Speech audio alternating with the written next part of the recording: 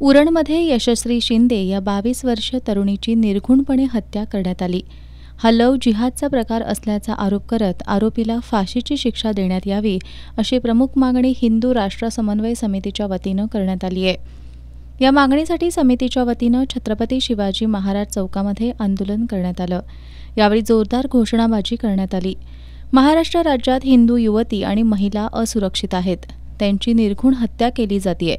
अनेक युवती गायब होत आहेत. यामागे कोणतं षडयंत्र आहे का, याची चौकशी राज्याच्या गृह खात्यानं स्वतंत्र पथक नेमून करावी.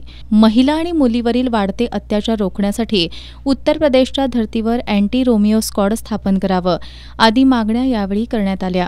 आंदोलनात आनंदराव पवळ, शिवानंद स्वामी, उदय भोसले, निरंजन शिंदे, संदीप सासणे, अक्षय ओतारी, किरण दुसे, राजू यादव, किशोर घाटगे, गजानन तोडकर, अनुजा धरणगावकर, रेखा दुधाणे यांच्यासह हिंदुत्ववादी संघटनेचे कार्यकर्ते सहभागी झाले होते.